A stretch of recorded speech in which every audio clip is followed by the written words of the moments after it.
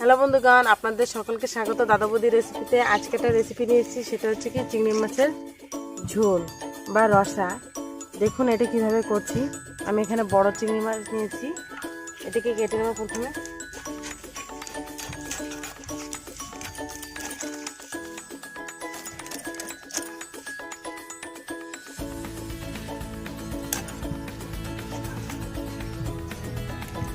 এই বড় বড় ঠ্যাংটা খায়, এটা আমি নিয়ে নিচ্ছি। দেখুন এটা বেরিয়ে আসছে, যে চিংড়ি মাছের যে মজাটা থাকে দেখুন বেরিয়ে আসছে।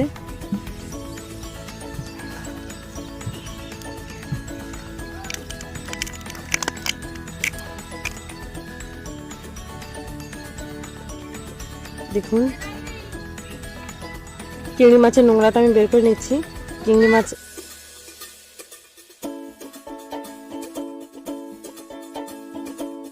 চিংড়ি মাছের নোংরাটা মাথার ভিতরে থাকে। প্রথমে দেখুন এইটুকুই এর কাজ, আর কিছু না।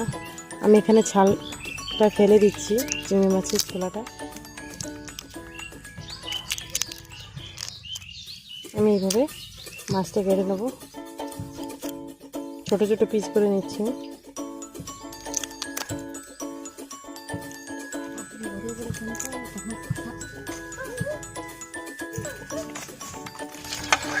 ধুয়ে দেখুন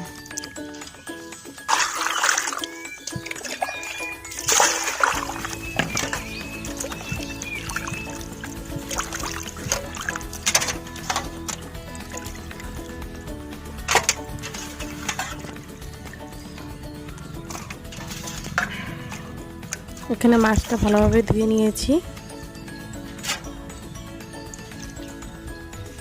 কড়াতে দিয়ে দিচ্ছি সরষের তেল,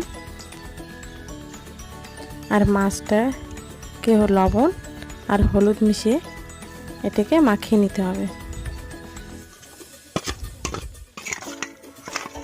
এখন এই চিংড়ি মাছগুলো আমি কেটে ভেজে নেব। চিংড়ি মাছটা বেশি পরিমাণে ভাজার প্রয়োজন না, অল্প ভাজলেই হয়ে যায়।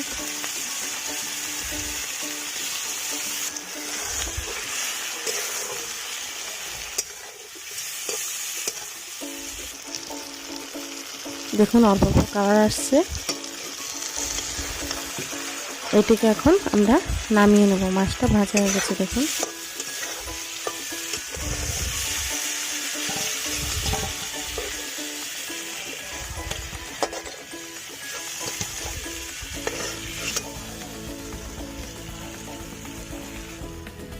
আমি চিংড়ি মাছ রান্নার জন্য অল্প পরিমাণে তেল দিয়ে দিচ্ছি আর একটু কড়াইতে। আর কি কি উপকরণ নিয়েছি দেখুন। এখানে নিয়েছি 3টে আলু কেটে, টমেটো কেটে নিয়েছি 2টো, আদা রসুন বাটা, পেঁয়াজ কুচি আর জিরে ধনে বাটা। আর এখানে পোস্ত আর কাজবাদাম বেটে নিয়েছি। কেটে রাখা আলুগুলো আমি প্রথমে ভেজে নেব। আপনারা যদি সেদ্ধ আলু নিন তাহলে ভাজার প্রয়োজন হবে না।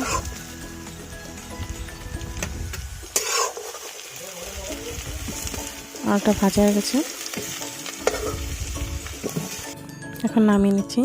আর ফোড়নের জন্য নিয়েছি দেখুন গোটা জিরে, শুকনো লঙ্কা, তেজপাতা।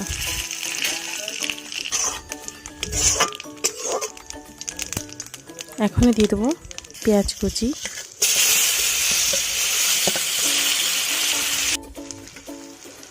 দিয়ে দেবো আমি আদা রসুন বাটা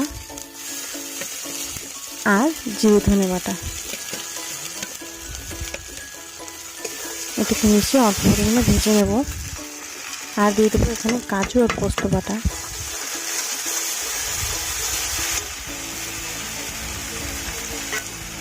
এখানে আমি টমেটো কুচি নিয়েছিলাম, টমেটো কুচিগুলো দিয়ে দেবো।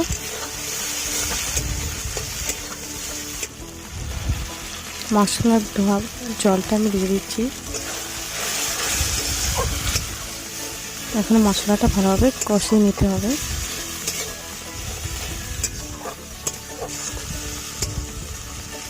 দেখুন টমেটো কুচিগুলো পুরো মিশিয়ে গেছে, গ্রেভি হয়ে আসছে। এখন দিয়ে দেবো হলুদ আর লবণ।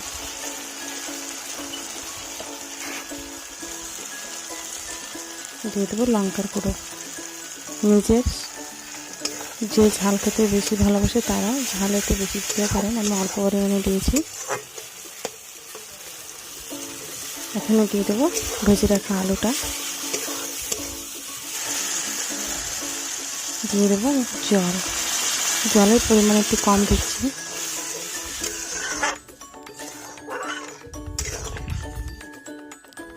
রান্নাটা গ্রেভি হলে ভালো। এখানে দিয়ে দেবো ভেজে রাখা মাছটা।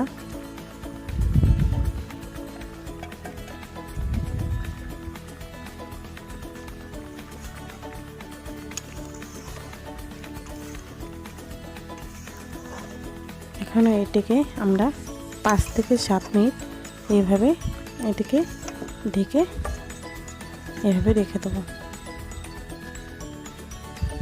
দেখুন 7 মিনিট পর ফিরে আসছি। আমার রান্নাটা হয়ে আসছে। দেখুন আমি এখানে দিয়ে দেবো এর ভিতরে গরম মশলা।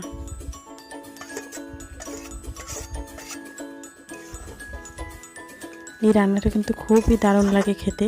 আমরা শুধু চিংড়ি মাছের মালাইকারি পছন্দ করি, কিন্তু সেটা না, এটি রান্না করে একবার খেয়ে দেখবেন। যদি ভালো না লাগে তবে আমাকে কমেন্ট করে নিশ্চয়ই জানাবে। আর ভালো লাগে তবে লাইক তো করবেন। আমাদের সঙ্গে থাকার জন্য অনেক অনেক ধন্যবাদ।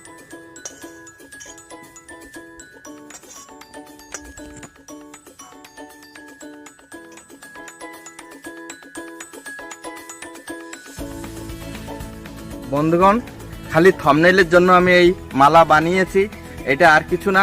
মনে কিছু খারাপ ভাববেন না, দয়া করে একটু সাবস্ক্রাইব করে দেবেন। একটা সাবস্ক্রাইব পাওয়ার জন্য আমি এই রকম মালা তৈরি করছি। এই ভিডিওটি পুরো দেখার জন্য সকলকে ধন্যবাদ।